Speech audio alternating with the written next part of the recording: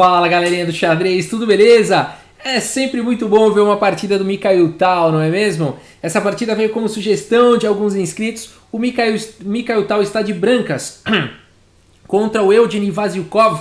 E essa partida tem uma história interessantíssima. Nós vamos entrar na mente do Mikhail Tal em certo momento aqui da partida.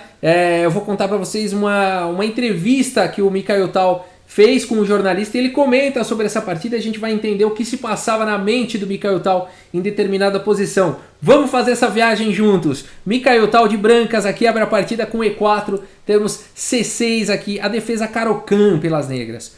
Cavalo C3, D5, D4, D toma em E4, cavalo toma em E4, cavalo D7, cavalo em F3, cavalo de G em F6 e aqui cavalo G3, evitando a troca dos cavalos.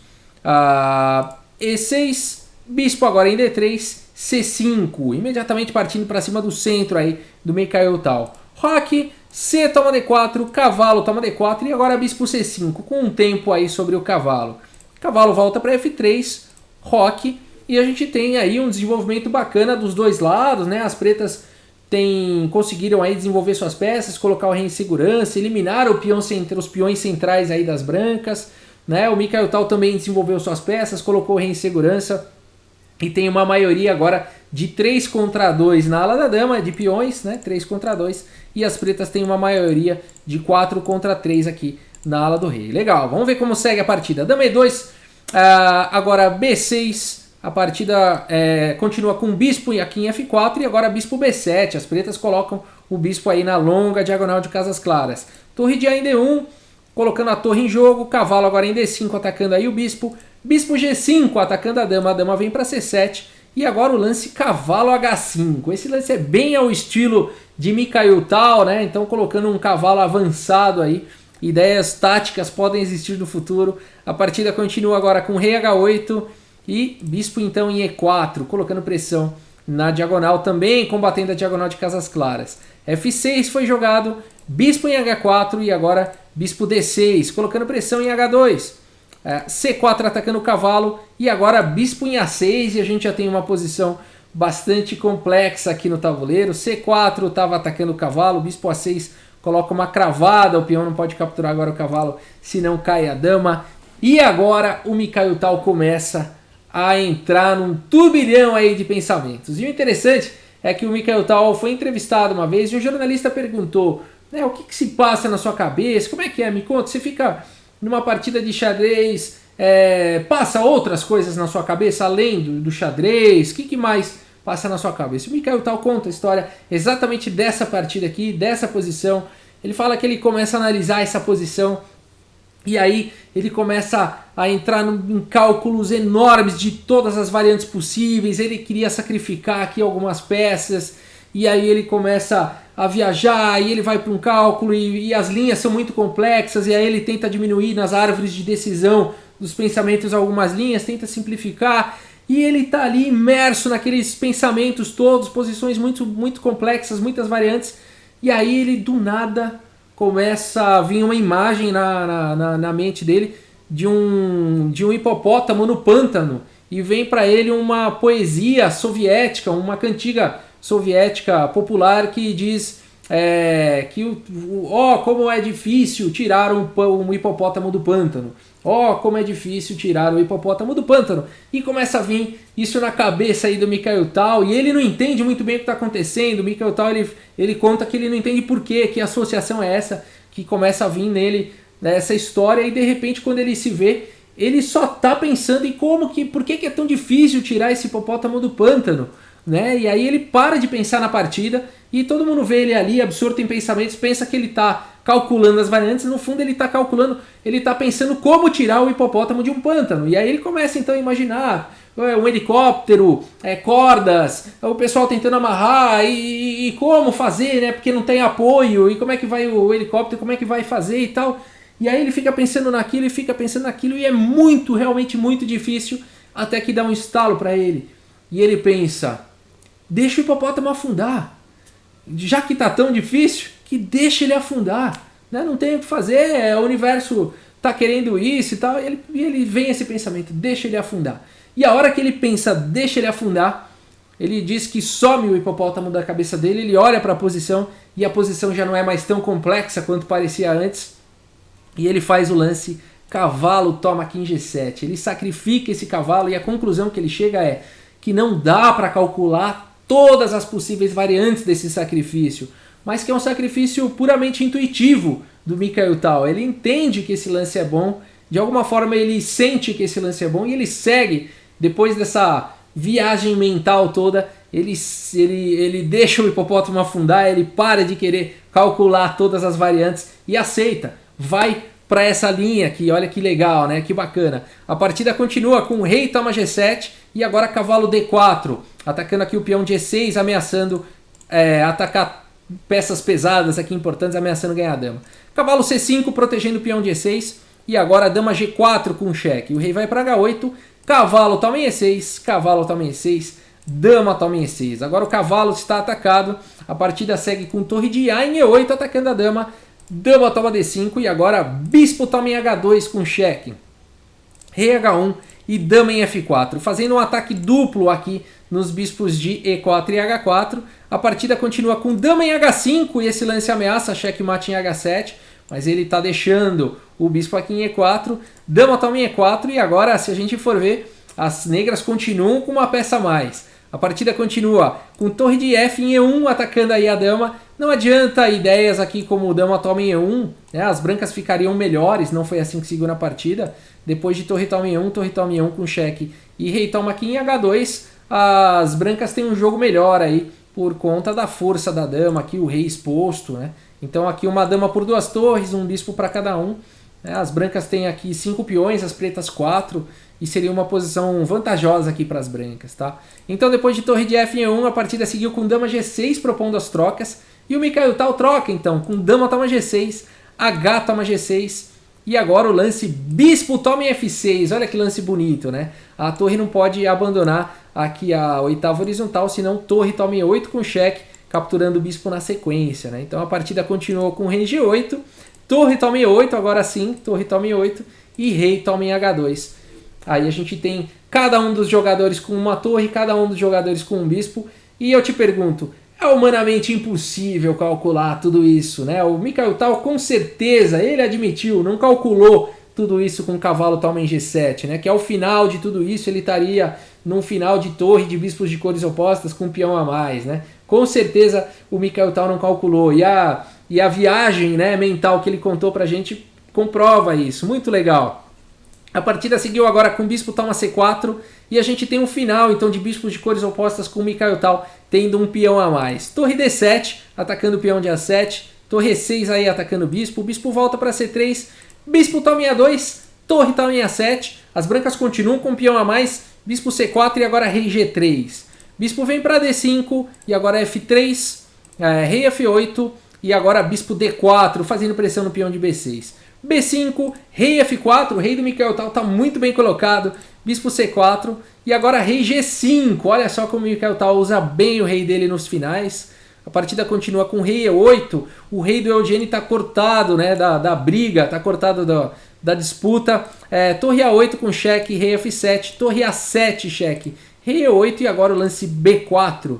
A partida segue com bispo D5, agora torre A3, rei F7, G4, torre E2, bispo C5, torre E5 com cheque, rei H6, o rei do Mikhail Tal continua ganhando bastante espaço. E aqui qual que é a ideia? Né? O Mikhail Tal não pode trocar as torres, porque isso anularia a vantagem material que o Mikhail Tal tem de um peão. Então ele tem que manter aí as torres no tabuleiro e tentar criar, né, condições de criar um peão passado, ameaças de checkmate, e com isso ganhar a peça. Né? Então a partida segue com torre E6, torre D3 atacando o bispo vem para C6 e agora a torre D8 se infiltrando aí por trás, né? Tá ameaçando aqui alguma coisa como torre F8, que seria simplesmente um checkmate, né? Então torre E8 propondo as trocas, o Mikhail Tal não vai trocar essa torre de jeito nenhum, se trocar vai empatar essa partida. Torre D4, torre E6 e agora o lance F4. É essa a ideia das brancas, as brancas têm que tentar criar aí um peão passado. Rei E8 e agora rei G7. Ganhando mais território ainda. Bispo agora em E4 e aqui bispo B6. E ameaçou mais uma vez alguma coisa como torre D8, checkmate. A partida segue com o bispo em F3. E agora, aliás, torre D8, checkmate não, desculpa pessoal, porque tem aqui a casa de E7, né? Perdão. E a partida segue com torre D8, então cheque, rei E7 e agora a torre D3, atacando aí o bispo. Deixando o peão de G4, olha que legal, né? Por quê? O que está acontecendo aqui? Se bispo toma G4, as brancas teriam aqui bispo D8 com cheque e depois de rei E8, bispo G5. Aqui sim, ameaçando o checkmate, agora sim. E aí depois você não tem como defender, aqui as pretas não tem como defender, né, o checkmate aqui em D8. Teria que entregar material, por exemplo, com torre E7 cheque.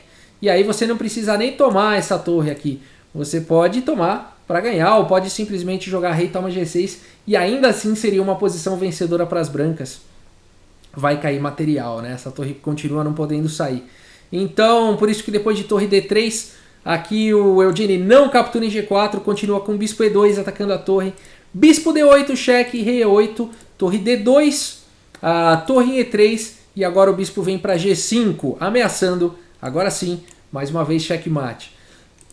Bispo D3 bloqueando, mas depois de F5 o Mikhail Tal foi bem sucedido aí em criar o peão passado e por isso nessa posição o Eugeni abandona aí a partida, né? O bispo não pode sair aqui da coluna D, senão a torre vai entrar aqui em D8 com checkmate. E as brancas agora tem um peão passado perigosíssimo, né? Mesmo que troque aqui, enfim.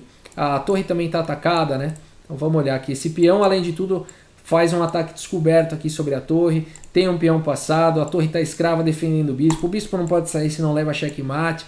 A posição é insustentável aqui para o Eugeni, né? Se ele joga um lance como torre F3, por exemplo, simplesmente F6, e aí depois de um lance como o bispo F1, por exemplo, ou bispo C4, vai um pouco mais ativo segurando aqui a casa de F7, rei toma G6 simplesmente, e aqui não tem mais muito o que fazer, vamos tentar continuar um pouco mais aqui, torre F1, que seja, rei G7, torre F3, que seja, vamos jogar agora, vamos jogar com o bispo aqui em H4, permitindo a passagem do outro peão, bispo A2, por exemplo, agora simplesmente G5.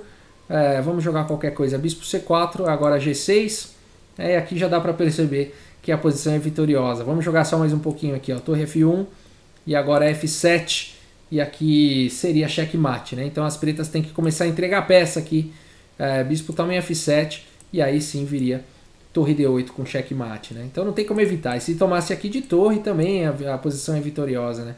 Você pode tomar aqui de peão, G toma em F7, torre aqui em D8, o que acontece? Torre D8, ah não, tá em xeque o rei, desculpa gente, desculpa mais uma vez. Então aqui G toma em F7, e aí depois de bispo toma em F7, torre D8 seria checkmate, né? Sensacional, né? Sensacional essa continuação, por isso que depois aqui de F5 o Eugeni abandonou a partida, né? É uma loucura, né? As partidas do Mikhail Tal são uma loucura. Vamos voltar ali para a posição, né? Destaque ali para o lance de cavalo toma G7. Essa posição aqui maluca, né? Onde Mikhail Tal tenta fazer esses cálculos. Ele vê que é humanamente impossível. Ele aceita, né? Deixa o hipopótamo afundar, né? Ele aceita que não dá para calcular tudo isso. Ele simplesmente segue a própria intuição, né? Ele acredita que o lance cavalo toma G7 é um lance bom e apesar dele não conseguir ver claramente todas as possíveis variantes e continuações, ele vai para o lance, né? E aí a gente tem essa continuação brilhante, aí todos os problemas que as negras começam a enfrentar aqui numa variante como essa, né? Uma continuação bem bacana, agora o duplo aí das negras. Aqui dama H5 deixando o bispo, e depois de dama toma o lance torre de F em 1, e aí depois da troca de damas o lance bispo por F6, imagina se dá para calcular tudo isso lá atrás, né?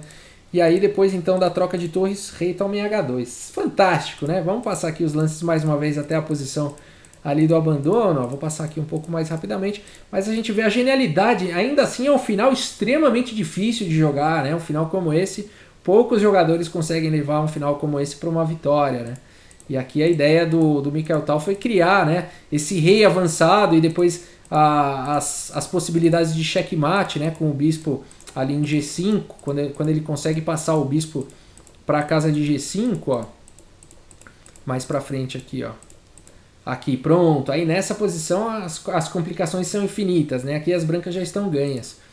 né? E aí realmente já não tem mais. Aqui depois de F5 o Eugênio abandona, né? Sensacional. É isso. Esse é o Mikhail Tal, o jogador. O Kasparov dizia que ele ficava assustado com os lances do Mikhail Tal. O Kasparov dizia que o Tal não calculava, né? E talvez depois dessa partida o Mikhail Tal tenha entendido isso, né?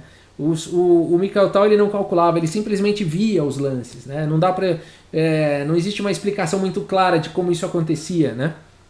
E por isso mesmo o Mikhail Tal é conhecido como o mago de Riga, né? Ele era o mago do xadrez, ele fazia coisas inexplicáveis, né? Um jogador diferente, né? Imagina você tá numa partida e começa a pensar num hipopótamo no pântano, né? Com certeza um gênio, né? Sem dúvida nenhuma um jogador genial, fantástico. E é sempre muito emocionante falar de Mikhail Tal, um grande jogador, uma grande pessoa. E é isso, pessoal. Muito obrigado pela audiência, um grande abraço para todos vocês e até a próxima, pessoal. Valeu!